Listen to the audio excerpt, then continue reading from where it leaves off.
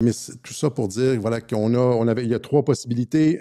Violence de la gauche. Si c'est un lone wolf, c'est difficilement les drones et le tir de carabine et le comment ça s'appelle, le Howard Zinn qui était sur place, qui attire l'attention, ça n'apparaît pas comme une théorie du lone wolf. Si c'est un événement de l'État profond sophistiqué, ils ont très mal calculé leur truc parce que évidemment ils font un martyr et ils perdent la guerre de 5e génération.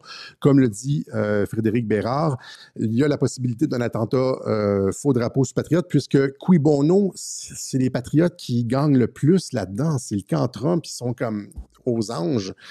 Mais ça impliquerait que Kirk n'est pas réellement mort. Et là, on n'ira pas jusque-là aujourd'hui. Et puis, il y a aussi la question d'Israël qui avait tout à gagner, étant donné que ses appuis, l'hémorragie des appuis aux États-Unis, là, il ne voulait certainement pas perdre la relève, la génération, alors que Kirk commençait à se poser des questions. Et là, donc, tu veux le remplacer par Ben Shapiro. Et donc, cui bono, c'est soit les patriotes, selon moi, soit Israël. C'est certainement pas la gauche radicale.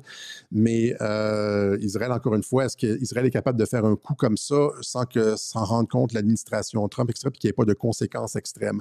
Voilà, c'est l'essentiel de ce qu'on avait pour vous aujourd'hui. Je suis mal parti. Je suis arrivé 5 minutes en retard, puis j'étais extrêmement nerveux. J'ai tellement pris de merde pour la tentative d'assassinat l'été dernier, là. OK. Alors, voilà, c'est ce qu'on avait pour vous aujourd'hui. On remercie ceux qui nous soutiennent à Radio-Québec parce que ces analyses ne sont pas possibles sans les personnes qui nous soutiennent et on fait un appel aux dons aujourd'hui, comme on le fait à chaque fois. Je suis toujours fatigué à la fin, je ne devrais jamais faire ça, mais vous savez à quel point c'est important et que les médias alternatifs qui ne sont pas appuyés par leurs auditeurs ferment boutique rapidement. Nous, on continue, il y a des hauts et des bas à Radio-Québec et donc on sollicite votre appui pour continuer à avoir cette liberté de penser, faire des analyses qui, on l'espère, sont intéressantes. Vous semblez nous dire que c'est intéressant.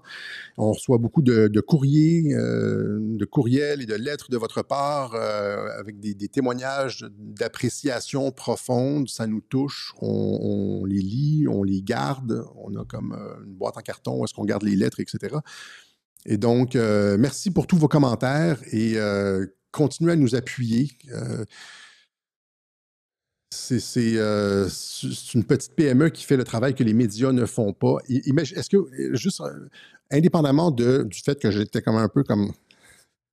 Je mâchais mes mots aujourd'hui, regardez juste le niveau d'analyse que vous avez dans un web journal de Radio-Québec, puis essayez de coller ça à n'importe quel hostie de clown dans les médias qui essaie de vous parler de la tentative de l'assassinat de Charlie Kirk. Il n'y a aucune calorie, je veux dire, aucune vitamine pour le cerveau. Ils prennent les événements sans même réfléchir. C'est comme je dis, c'est comme une boîte de carton, tu sais, Big Mac, boîte de carton. Big Mac box, Big Mac box. C'est ça les médias. Il n'y a même pas de goût, c'est vide. C'est du fast-food sans goût. Et donc, voilà, j'espère qu'on n'a pas oublié quelque chose. Si vous avez d'autres théories, moi, j'ai pris les principales, c'est-à-dire, moi, j'ai vu beaucoup de posts de gens qui pointaient du doigt Israël. J'ai vu beaucoup de personnes qui disaient, regarde, Q, c'est pas possible. La veuve a littéralement annoncé ça. Nayib Bukele a littéralement annoncé le truc. Trump aussi, etc. C'est que les coïncidences sont absolument impossibles. Après ça, il y a tous ceux qui disent, comme Mike Flynn un peu, Mike Flynn qui pointe du doigt la gauche radicale, mais bon, tu sais, c'est ça que tu vas faire si tu es toi-même, si tu as organisé la tentative toi-même, si les patriotes, s'il est encore vivant, tu veux pointer du doigt quelqu'un d'autre, donc tu pointes les mouvements Soros pour pouvoir avoir les coups des franges pour faire ce que tu veux, puis finalement, mais si on y pense comme il faut, la théorie, les deux branches de la théorie officielle, je me répète un peu, là, mais c'est parce que j'ai l'impression, quand je suis fatigué, j'ai l'impression de ne pas avoir été clair. Puis quand j'ai pas l'impression d'avoir été clair, j'aime ça répéter. Donc, la théorie du loup solitaire, du tireur solitaire, ne tient pas la route parce qu'il y a eu un certain nombre d'événements, y compris le drone, etc. C'est impossible que la sécurité ait manqué ça. Et la théorie que ce soit les mondialistes qui aient fait ça aussi, si on a des ennemis comme ça, si les mondialistes les réseaux comme mondialistes ont réellement voulu descendre Charlie Kirk, on voit qu'est-ce qu'ils avaient à y gagner exactement? Qu'est-ce qu'ils avaient à y gagner, outre le fait qu'ils en ont fait une icône mondiale? Et là, il y a des millions et des millions de personnes qui ne connaissaient pas Charlie Kirk, qui le connaissent maintenant. Il est devenu une. Je veux dire, Radio-Québec, on se demande, ça serait comme pas. Ça serait fantastique si on se faisait tirer nous autres aussi. Là, c'est presque souhaitable. Tu regardes l'ampleur, on pourrait imaginer. Les Africains, il y en a qui nous écoutent en Afrique, là, mais tout le monde en Asie, j'ai vu des trucs, des Coréens qui avaient des pancartes, il y avait des manifestations en Corée, Charlie Kirk, etc. Ça serait super le fun. Je suis décédé, puis il y a comme des manifestations au Japon et en Corée. Radio-Québec, Alexis. Ben non. Voilà. Et donc, mais c'est ce que je veux dire, c'est qu'on se demande qu'est-ce qu'ils ont à y gagner de faire un martyr comme ça. Et donc,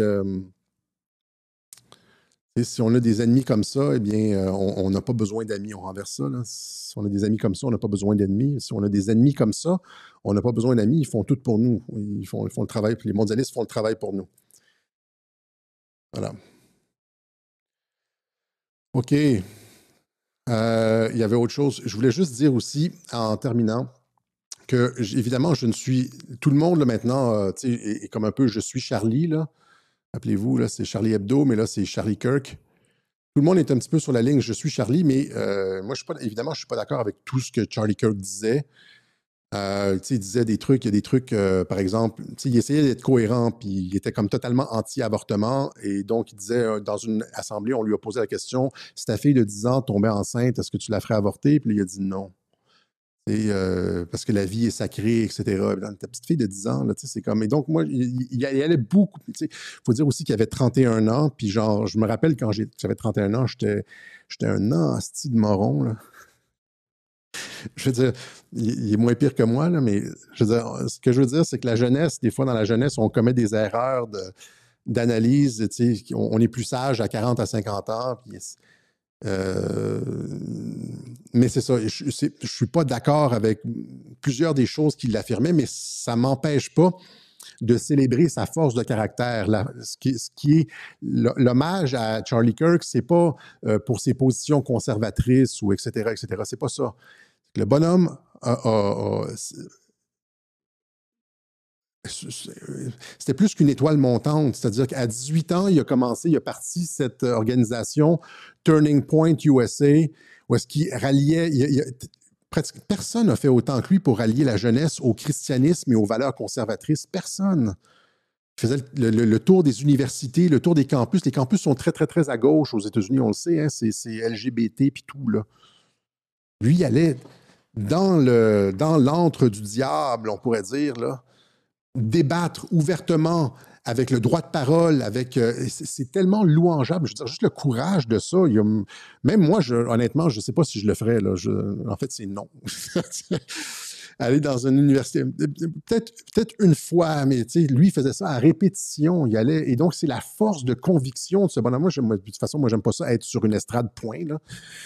Mais imaginez, puis là, tu as une assemblée de personnes hostiles avec des personnes qui vont au micro puis t'argumentent à journée longue, là, pendant comme plusieurs heures, puis tu défends tes convictions. Puis ce qu'on célèbre, ce qui est magnifique dans Charlie Kirk, c'est le courage de ce bonhomme-là qui, en 12 ans, en 13 ans, Turning Point USA est devenu majeur, puis il a changé les choses avec son courage et sa détermination, sa force. Et c'est ça que les êtres humains respectent. Les êtres humains respectent le courage, la force de caractère, la détermination, etc. Puis quand on voit quelqu'un qui est bien intentionné, qui a du courage, de la force de caractère, de la détermination, on a un respect naturel. Puis c'est ça qu'on voit aussi avec Trump. On voit quelqu'un qui a du courage, de la détermination, une force de caractère, puis ça attire, c'est comme un aimant, ça attire les gens. Et c'est pour ça qu'on essaie de détruire ces personnes-là en disant que ce sont des nazis, en disant qu'ils sont contrôlés par Big Pharma, en disant que ce sont des agents du Mossad, etc. Parce que les mondialistes ne sont pas capables de compétitionner au niveau de la force de caractère. En face, là, il n'y a personne qui a ce genre de force de caractère-là chez les mondialistes. Dans notre camp, comme encore une fois, je ne suis pas d'accord avec lui, je ne suis pas d'accord avec lui, etc. Mais dans notre camp, il y a des gens qui ont une force de caractère exemplaire, qui vivent selon des principes moraux stricts et qui s'en tiennent à ça. En face, il y a des. Tu sais, chez les. Dans le camp d'en face, là, dans les camps des trans, antifa, whatever, est-ce qu'ils vivent selon des principes moraux stricts? Et puis, non, c'est un petit peu n'importe quoi parce que ça vient avec le fait de, tu sais, comme ce que j'ai expliqué sur les écueils de la pensée de la gauche.